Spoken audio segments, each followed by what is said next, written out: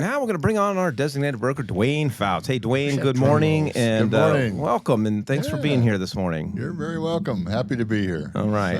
So yeah. what did you dress up for Halloween? Me? Yeah. Oh, I did Barney and Fred. So I was Fred. So. It From the was Flintstones. literally the best costume. And I have to give a shout out to the Valley team. They took a picture as Duane was walking in. They posted it. They tagged West USA. Thank you for that. So I was able to share that on our social media. So Duane was a famous Flintstone this weekend. I was. I didn't even see it. I was looking. man, I you know, gotta and I was looking on my phone when he took the picture. Doggone it. I just want to jump in and take this time to tell everybody from every office that took part in the Halloween spectacular across the valley.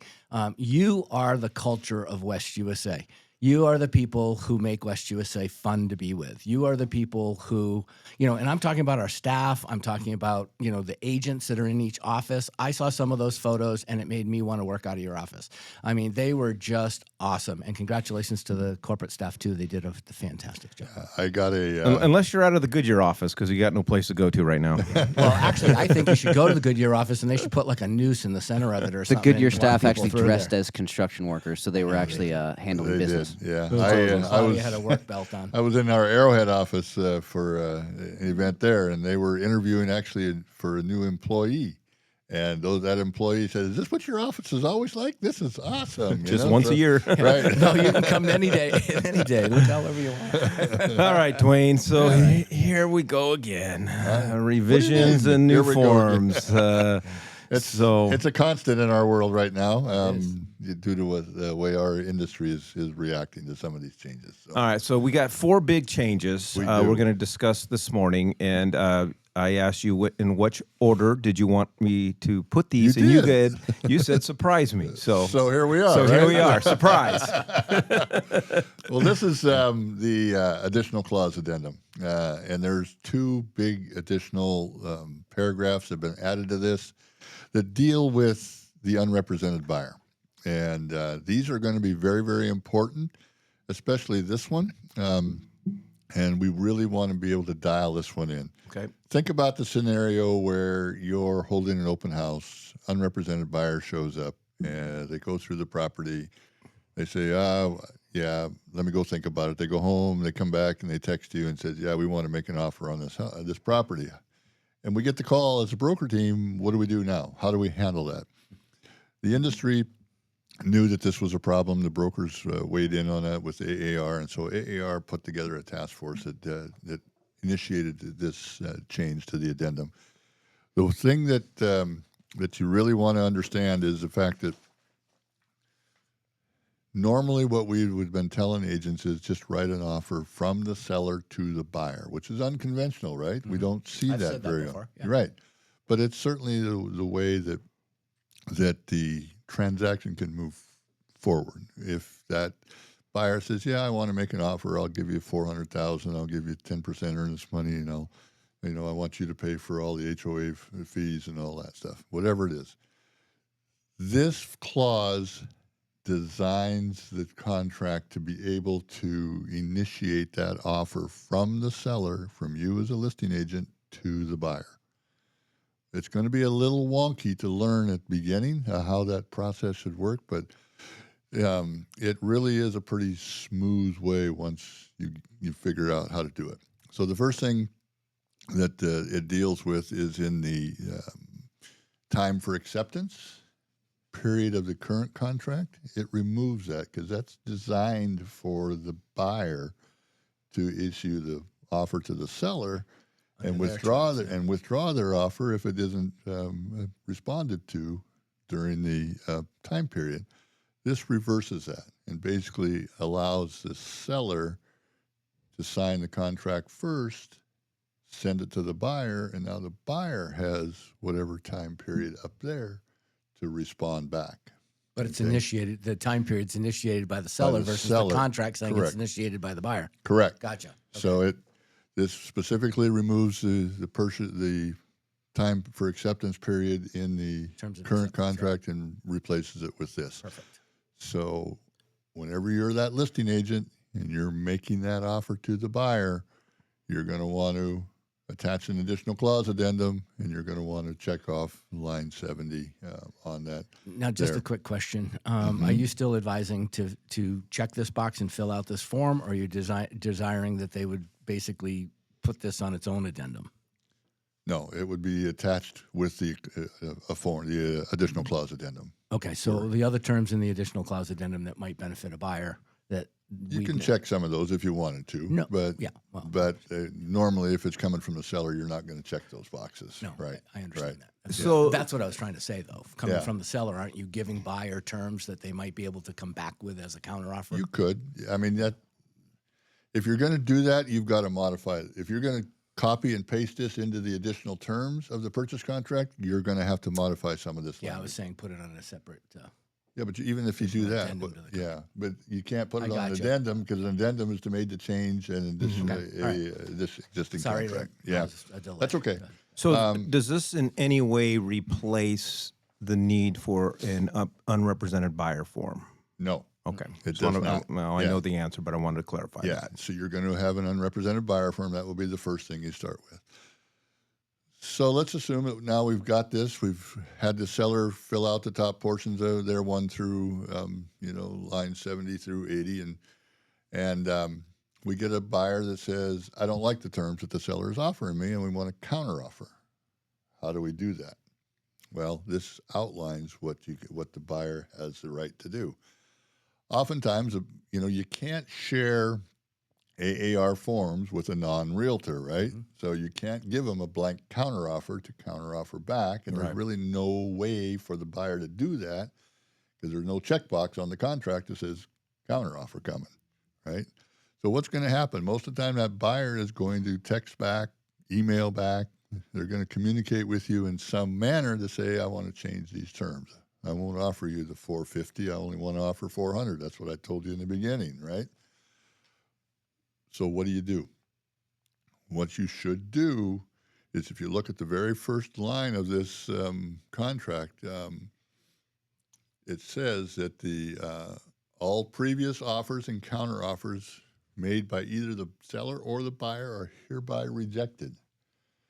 So what the advice is of our attorneys is, every time that buyer wants to counteroffer, and however they give it to you, just rewrite a new offer, include this language with it on the subsequent offers.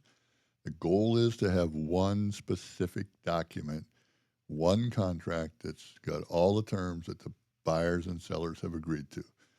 And the date up there on line 71, 72 over there under terms for acceptance will be the controlling offer at that point. So we're kind of giving buyers a couple of chances to sign a purchase contract. The 1st You're one, giving, every time they Yeah. want to change a term, you're giving them another brand new one, another brand new one. and you're including this And particular you're clause including again. that, absolutely. Right. on Okay. Just want to make sure every one. everybody. Yeah. Yeah. Okay. We're on. Which Yep. is what's different and what's going to be a little wonky to learn with, but that's the way that we're being advised to do it, because the goal here is to get a one document with all of the subsequent terms on there.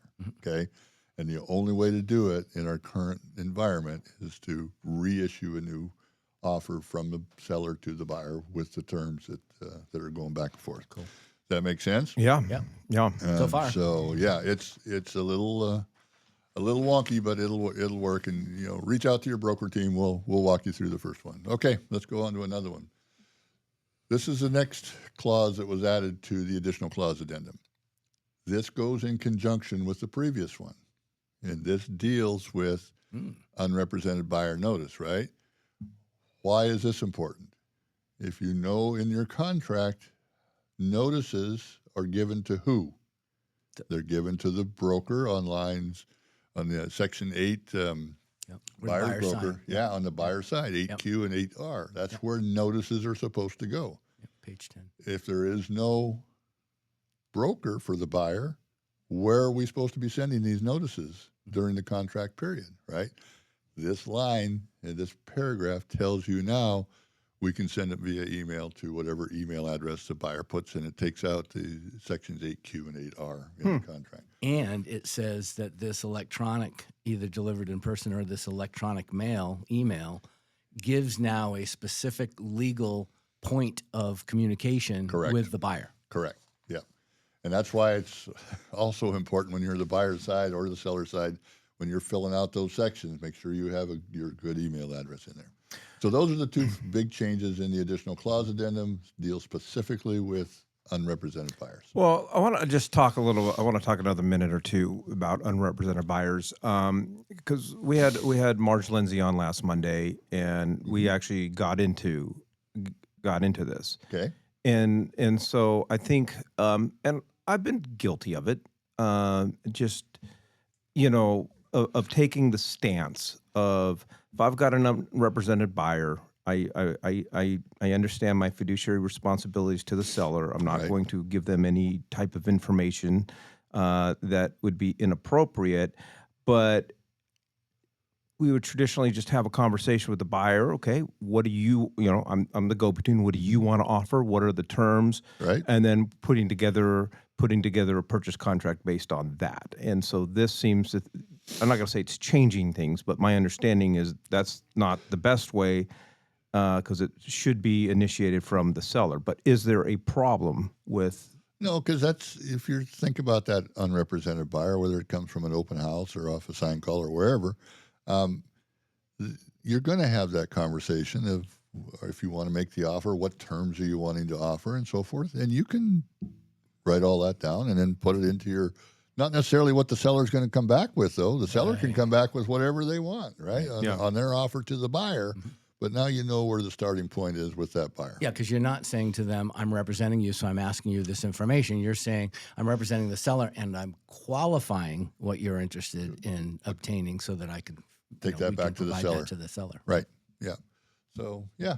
I Yeah. mean, it's, but that conversation will Because in the happen. perfect world, we don't want to keep having to do new contracts. Yes, you do. Oh, You want to show do a as many. train. Every I time meant in that buyer, I'm talking about in the Paper perfect trails. world, the first contract is the meeting of the minds. you would hope so, but it, That's why I said the perfect world. yeah, in a perfect world. Yeah. But okay. You're negotiating with me, Mike. Yeah. Now, wait a minute. Now, in a non-perfect world, that's what brokers are for. So let's go. All right, let's talk about some compensation. Yeah. So, along with some of these changes that came out here the 1st of November, there was some changes to the real estate purchase contract. This is probably the most significant one on here. It's talking about the ability of you as as a broker, no matter whether you're on buyer or seller side, that you can receive compensation from both parties. One party. Yeah. Which is actually statutorily required disclosure as well as a code of ethics disclosure, right?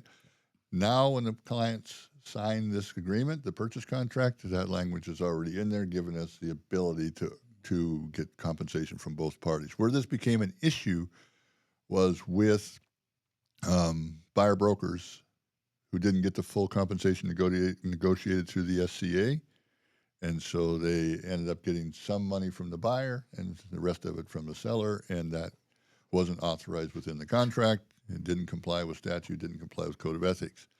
The other little change here was you'll see the word shall marked out and produce may. This deals with delivery of a buyer broker or listing contract to the escrow company. A lot of people didn't realize this, but the actual contract for many years has said that the broker will or shall provide a copy of those documents. And we've always, as brokers, saying, we don't want to do that. So now they've changed that to may. So that helps us a little bit in that world. Well, with that, I was going to save this for next Monday because we have Claudia on, because this was actually a broker question I had from a team member last week. Sure. So I called Claudia, and I pretty much just go down the line. I call each of you, and if you don't answer, I go to Kyle. If he doesn't, Or you just shop until you get the answer you want, right? sometimes. No, it's more or less. I know. Okay, we don't want to get into that. Right.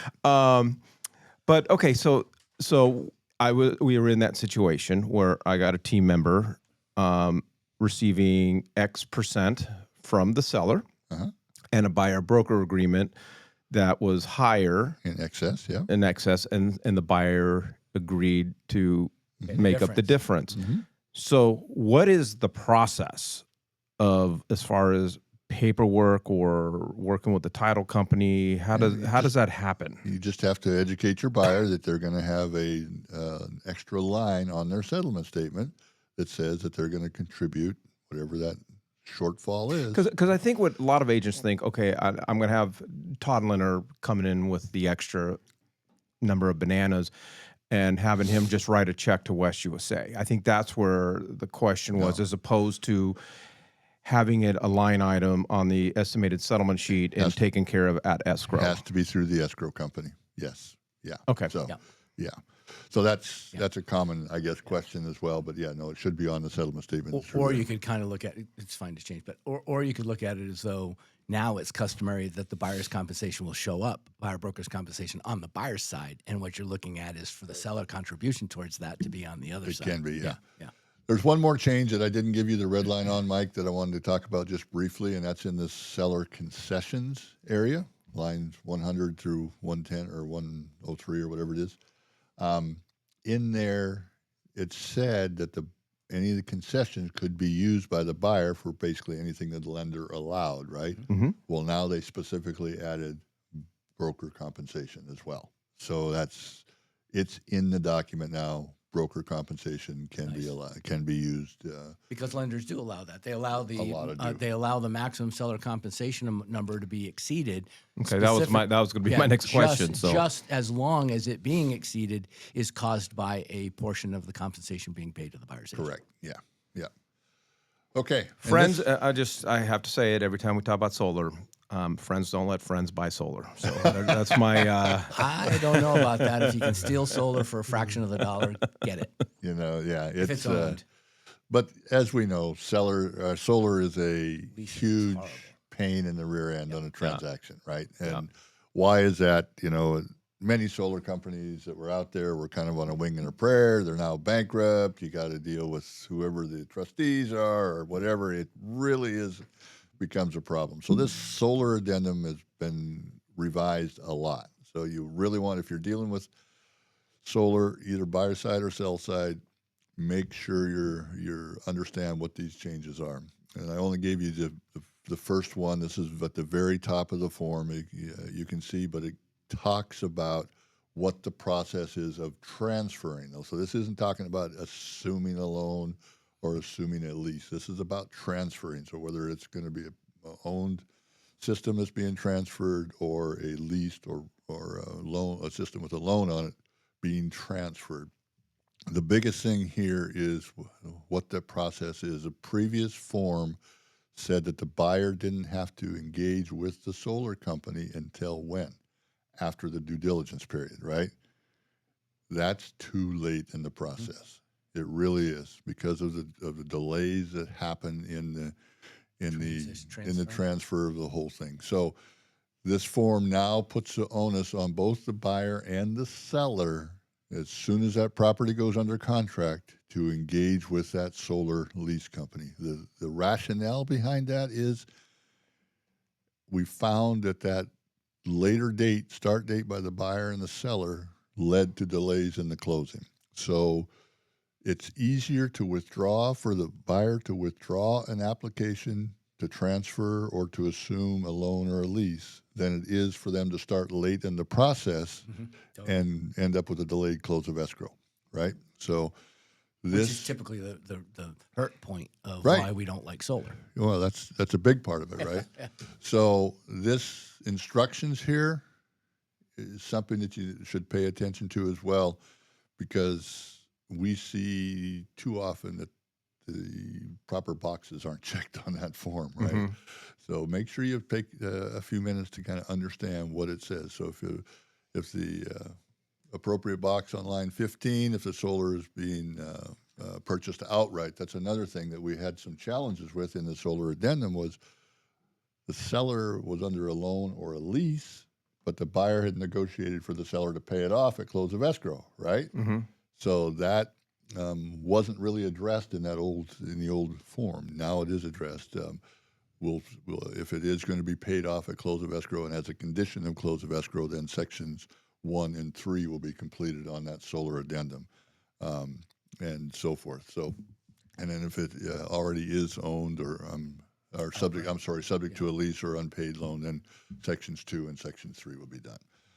So that's one of the big changes in here. But the key thing is, when do we initiate all these applications to the lender, and when we do that? And that's now moved to as soon as that property goes under contract, you have to engage with that solar company, whether you're a buyer or a seller. So would a listing agent who is one who doesn't like obstacles, I don't want to call him a better agent than another, would then this not be included in the additional documents tab along with, say, the SPDS? Or do you prefer that they don't put those things in and at least get an offer and then, according to the terms of the contract, deliver the docs? So this solar addendum would come with the offer from the buyer side, typically. The SPDS, my preference is, and my advice, and that's a little off topic, but you don't put that in the MLS. And the reason is you want that buyer to get engaged first before you give them the disclosure. I know there's different philosophies on that. All I ask is for listing agents to put the HOA addendum in the documents wouldn't that tab. be nice? that'd be swell. Yeah, yeah, it is.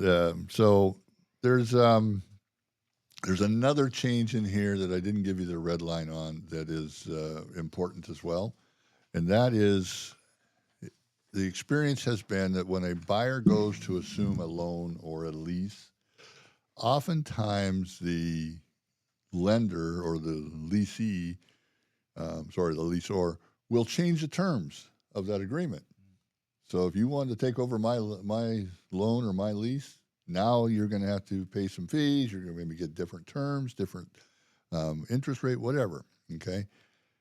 The other form didn't address that and what the buyer's rights were in those. So now this form does say that the buyer can elect to cancel if the terms are not the same as what the seller initiated early on. So that's another reason, if you're on the seller side, you want to have that communication early with your solar company to figure out what their terms are going to be, because it can kill your deal real quick if they're going to want to try to modify the terms of their existing lease or loan. So I think that's a good thing for both parties, really. But you just need to know that that's one of the changes in there. And the last thing is the transfer fees. That was moved into Section 3 out of Section 2 because transfer fees apply to owned as well as leased or property, finance transactions. And so now they moved that into there so that it applies to both types of transactions. So, but this form has got a lot of significant changes into it. So if you're dealing with leases or solars on anything, All right, so we're knee deep into one right now. Oh boy. Okay. No, I meant we executed the old solar lease addendum, and now we got a new one. Yep. Where it makes it really complicated. It's a short sale, so boy. the bank has all the documents on it. Right. But if we're midstream in an escrow, what do we replace the old form or just wait till we get a new deal? Yep. Okay. Yeah. No need to go in and replace it at this point, in my opinion. We'd have a question come in from the Marge Lindsay. Uh-oh. The question Marge. is the listing agent able to provide the buyer advisory to the unrepresented buyer? Does copyright apply with that form? The buyer advisory is not copywritten by AAR. And could the listing question. agent provide that?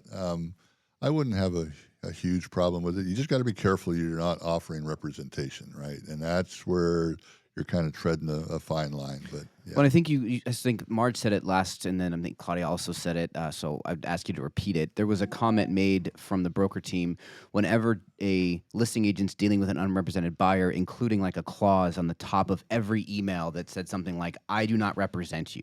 Yes, absolutely. That's just good business practice when you're in that. Yeah, just remember, I do not represent you. And have a good day. And have a good day. back to the buyer advisory. That was actually it was created originally by the Arizona Department of Real Estate with the assistance of the Arizona Association of Realtors. It's the only document that resides on the department's website. Yep. It's not the most updated version. The one that's there was the original version. And so it is publicly available to buyers right there. However, again, talk to your broker to make sure that your broker wants you to give them the updated version, which is the most current, which is in many cases, if we're representing a buyer, the most important document to use is the most updated. But if we're a seller, where do you go with that one, Duane? Do you just direct them to the Department of Real Estate, or would you? Yeah, that's probably my preference would be that you. But again, it's that's one of those things where you're kind of treading on a fine line. No matter how you do it. Right. Right. Exactly. Yeah. All right, Duane. Good stuff. Appreciate it. Yeah. You think so? Huh? Well, I hope somebody learned something. Out Yeah, of and then we'll see you next month with a new next round of changes. What class am I teaching Wednesday? What was that one? All right, we leave everybody with the quote of the day. Is this Carlos Yeah, Cicero? I got it going. Yes. All right. Nice. Gratitude is not only the greatest of virtues, but the parent of all the others. Appreciate everybody Nice. joining us. Go out and sell a home.